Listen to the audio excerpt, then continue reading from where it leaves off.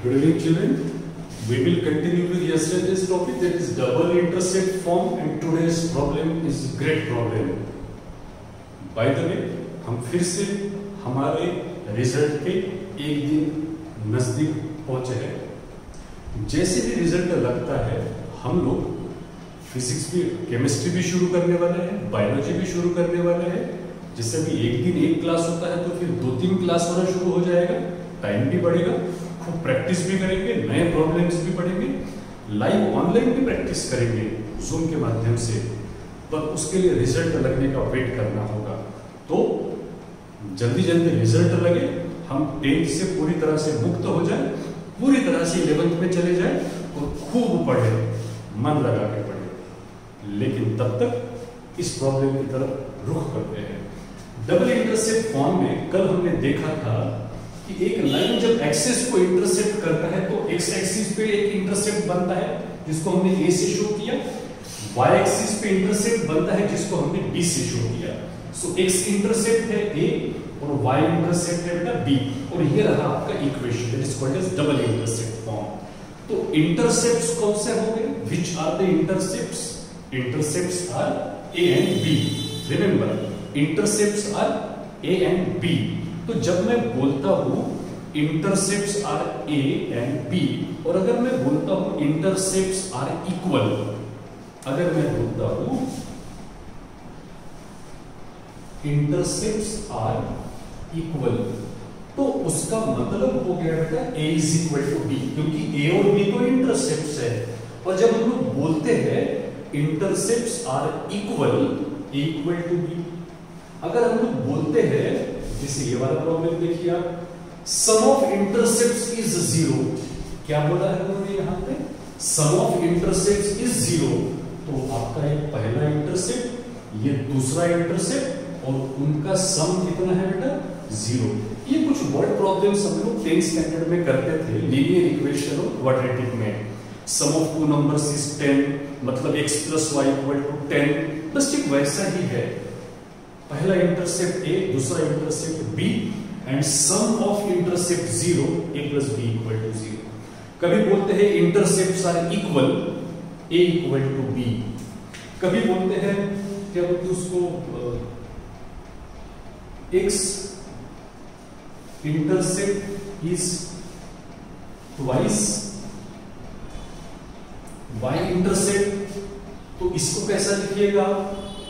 इसको आप ऐसा लिखिएगा, then we say x intercept is twice y intercept. इसको लिखेंगे x intercept is twice y intercept. ठीक है बेटा, ये समझ में आ रहा है आपको? तो चलिए मेरे साथ साथ लिखना शुरू करिए अपनी कॉपी में। चलो कॉपी निकालो बेटा, कॉपी में लिखो, लिखो कॉपी में। as we know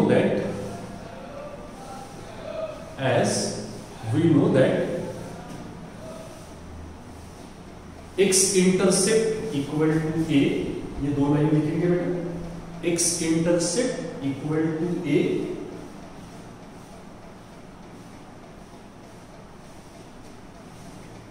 y intercept equal to b,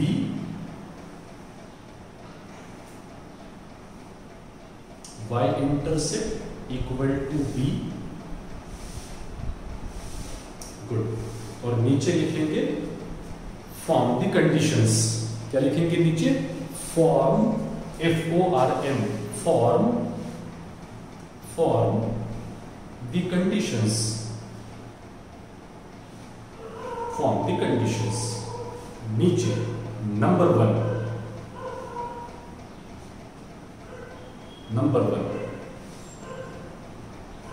both intercepts are equal. लिखेंगे बोथ इंटरसेप्ट्स आर इक्वल। अब जहां पे आपने लिखा है बोथ इंटरसेप्ट्स आर इक्वल, उसके नीचे लिखिए a = b। कंडीशन कैसा बनाते वो देख रहे हो, a = b।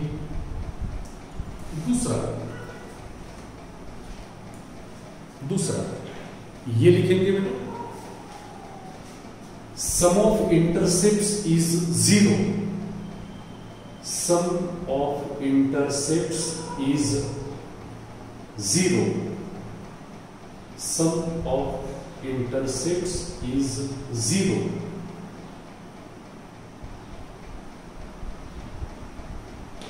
ये उसका answer, sum of intercepts is 0। तीसरा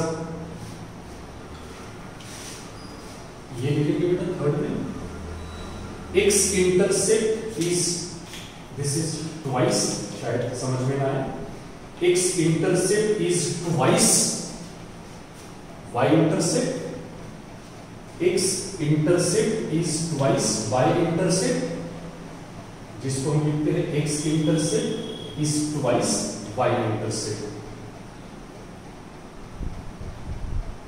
ठीक है, अगर इतना आपने लिख लिया है तो जितना हमने अभी लिखा उस पर बढ़िया बॉक्स करिए, तुरंत इमेज निकाल के मुझे सबमिट करिए, ताकि मेरे को पता चले कि कितने लोग ऑनलाइन बैठे हैं।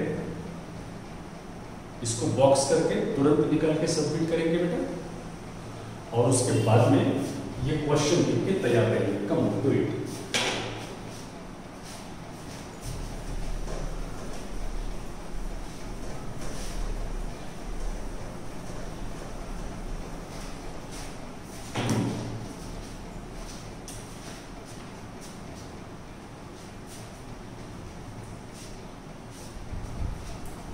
चलो आगे बढ़ते हैं, अगला क्वेश्चन पढ़ते हैं। इंटरेस्टिंग क्वेश्चन है, बहुत बढ़िया क्वेश्चन है, इसको हमको बहुत रगड़ा देना है आज, बहुत बार इसको सॉल्व करना है। यही प्रॉब्लम नहीं सॉल्व करना है, ऐसे प्रॉब्लम सॉल्व करने हैं। तो the question is find the equations of the lines which contain the point 1 3 and sum of intercepts is 0, मतलब दो इंटरसेप्ट, और जैसे ही दो इंटरसेप्ट आते हमारे दिमाग में यही देखना आना चाहिए answer. Let the required line is x upon a plus y upon b is equal to 1. This is our required line. क्योंकि sum of intercept बोला है, मतलब दो इंटरसेप्ट की बात हो रही जो यहीं पे संभव है, तो हमने ये इक्वेशन लिखा। ये हमारा पहला पॉइंट हो गया। दूसरे पॉइंट के बाद पता चला equation of the line which contain the point 1 3, contain the point मतलब पासिंग थ्रू। तो भले उन्होंने कंटेन लिखा है, मैं वर्ड यूज करूंगा as line pass through 1 3, therefore put x equal to 1 y equal to 3। क्योंकि लाइन हमारा 1 3 से पास हो रहा है, तो हम x इक्वल टू 1 और y इक्वल टू क्या पुट करेंगे बेटा, 3 पुट करेंगे। तो ये बनता है therefore 1 upon a plus 3 upon b is equal to 1। मैंने x की जगह पे 1 पुट किया और y की जगह पे 3 पुट किया, कर दिया इतना। अब हमारा फोकस पूरा इसके ऊपर आ जाएगा। अब इसको हमने आगे लिखा by cross multiplication 1 into b plus a into 3 3a upon a into b, ab is equal to 1, b plus 3a upon ab is equal to 1। जो आगे चलेगा बेटा, therefore b plus 3a is equal to ab into 1 ab। आगे यहां तक चलो, इसको ना हम लोग नया इक्वेशन नंबर दे देते हैं, थोड़ा सा काम पड़ेगा 2, और फिर लिखा अकॉर्डिंग टू गिवन कंडीशन। जो गिवन कंडीशन है हमारे सामने वो है sum of intercepts is 0। Sum of intercepts is 0 का मतलब हो गया पहला और दूसरा इंटरसेप्ट मिला के 0, जिसको मैं लिखूंगा a is equal to minus b, a is equal to minus b. अब ये जो a equal to minus b आया है, इसको लिखेंगे हम लोग put in equation 2। a equal to minus b वहां पे पुट करने जा रहे हैं हम लोग। ये चलेगा बेटा आपका b प्लस 3, और a का मतलब होता है माइनस b, a का मतलब होता है माइनस b इंटू b। समझ गए हम लोग? जहां a वहां माइनस बी, जहां a वहां माइनस बी, क्योंकि a equal to minus b, क्योंकि सम ऑफ इंटरसेप्ट 0 है तो a इज इक्वल टू बेटा माइनस बी। मैंने a की जगह पे माइनस बी पुट किया और a की जगह पे माइनस बी। ये आगे चला b plus into minus minus 3b equal to minus b into b minus b square. Now this is 1b minus 3b minus 2b equal to minus b square, minus minus cancel, 2b is equal to b square, जिसको हमने आगे लिखना है therefore b square minus 2b is equal to 0। उधर चला गया, ठीक है, just hold.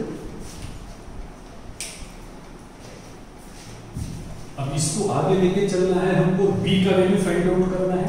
Not only b, हमें a का भी वैल्यू फाइंड आउट करना है। और ये बढ़िया प्रॉब्लम है, आज एक ही प्रॉब्लम हम पढ़ सकते हैं और उसी को रगड़ देने वाले हैं। इसको ना बेटा मैंने इनमें b कॉमन निकालना है और अंदर लिखना है b minus 2 is equal to 0। ये क्वाड्रेटिक है, आप 10th में करते थे। दोनों में b कॉमन, बाकी आप देख रहे हैं b square minus 2b equal to 0। इसका मतलब हो गया therefore b is equal to 0 और b minus 2 is equal to 0। b equal to 0 और b माइनस 2 इक्वल टू 0। इसका मतलब हो गया बेटा b इज इक्वल टू 0 और b इज इक्वल टू 2। मतलब हमारे पास में b की दो वैल्यूज आ गई। b की वैल्यू तो मिल गई, अब a का वैल्यू फाइंड आउट करते हैं। As a is equal to minus b, ये कहां से आ गया अभी? ये कहीं से नहीं है, यहीं से आया। a is equal to minus b, तो मैं लिखूंगा therefore a is equal to minus b। b तो 0 है, कैसे कैसे? a is equal to minus b हमें मालूम है, a is equal to minus और मैंने b का वैल्यू रखा। अब ये तो आपने आज तक नहीं पढ़ा होगा, ऐसा होता ही नहीं है। तो मैं लिखूंगा बेटा a इज इक्वल टू 0 लिखा। इधर बात करते हैं, क्योंकि दो b की वैल्यू मिली तो दो a की वैल्यू मिलने वाली है। इधर लिखते हैं a is equal to minus और b का वैल्यू कितना है यहाँ पे? 2 है, तो मैं 2 लिखा। तो हमारे पास में आ गया बेटा a का वैल्यू माइनस 2। तो इस प्रकार हमारे पास में कैसा है ना, दो कॉम्बिनेशंस बन गए। पहली लाइन जहां a इक्वल टू 0 और b इक्वल टू 0 रहेगा बेटा, और दूसरी लाइन है जहां a इक्वल टू माइनस 2 और b इक्वल टू 2 रहेगा हमारे पास में। ऐसी दो लाइन बनने वाली है। क्वेश्चन में उनका देखिए खास था, find equation of a line नहीं बोला है उन्होंने, इक्वेशंस बोला है। मतलब दो इक्वेशन बनने वाले हैं और वो दो इक्वेशन तब बनेंगे जब हम इन वैल्यूज को इक्वेशन 1 में पुट अप करेंगे। तो बेटा आप इसको पॉज करिए, इतना नोट करिए, मुझे ये मिटाना पड़ेगा, उसके बाद हम लोग आगे बढ़ते हैं। Come on. हाँ देखो, अब जैसे जो दूसरा कॉम्बिनेशन है a equal to minus 2 b equal to 2, आइए पहले उसकी बात करते हैं। यहां से आगे हम लिखेंगे put a equal to minus 2 b equal to 2 in equation 1। इन दोनों वैल्यूज को हम इक्वेशन 1 में पुट करेंगे, जो दिखने में ऐसा दिखेगा। देयरफॉर x अपॉन a का वैल्यू बेटा minus 2 plus y upon b का value minus 2 is equal to 1। कुछ गड़बड़ हो गया, b का वैल्यू 2 है से किया है। x upon a plus y upon b equal to 1। ये इक्वेशन मैंने a की जगह पे माइनस 2 लिखा है और बेटा मैंने b की जगह पे 2 लिखा है। अब इसको आगे हमें सॉल्व करना है। जो आगे बनता है by cross multiplication 2 into x 2x minus into plus minus 2 into y 2y upon minus 4 हो गया इतना, इज इक्वल टू 1 कर दिया। ये करने के बाद में आगे चला 2x minus 2y is equal to minus 4, उधर निकल गया।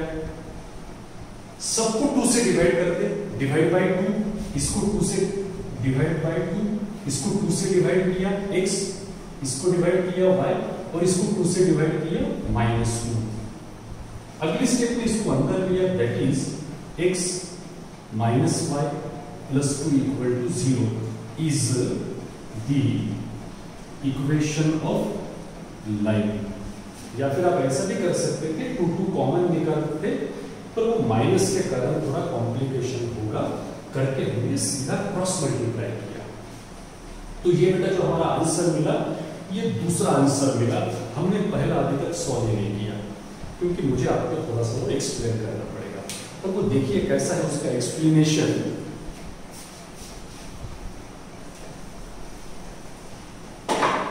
देखिए ऐसी अगर लाइन है तो ये हमारा x इंटरसेप्ट हो गया, ये हमारा y इंटरसेप्ट हो गया, ठीक है ना।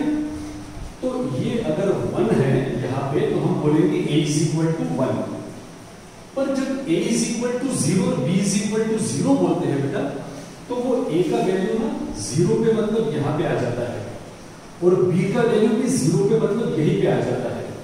और जब a और b यहाँ पे है मतलब ओरिजिन पे है, तो लाइन ओरिजिन से पास होता है, ये गलत हो जाएगा। थोड़ा सा समझ लीजिए आप इसको। When I say a equal to 0 and b equal to 0, तो 0 हमेशा यहीं पे होता है, मतलब लाइन यहीं से जाएगी, तो ओरिजिन से जाएगी। यहाँ पे हम लोग लिखते हैं जैसे ये हमारा पहला था, ये दूसरा था, तो ये दूसरा हो गया पहला। As a is equal to 0, b is equal to 0, therefore line passes through origin. Line passes through origin. Therefore, its equation is y is equal to mx. बस इतना लिख के उसको छोड़ देना है। ऐसा क्यों किया हमने? इसमें तो a और b का वैल्यू इक्वेशन 1 में पुट किया था, पर यहाँ क्योंकि वो 0 है और 0 सिर्फ यही पे हो सकता है, मतलब लाइन ओरिजिन से पास होगा, मतलब वो y इक्वल टू mx होगा।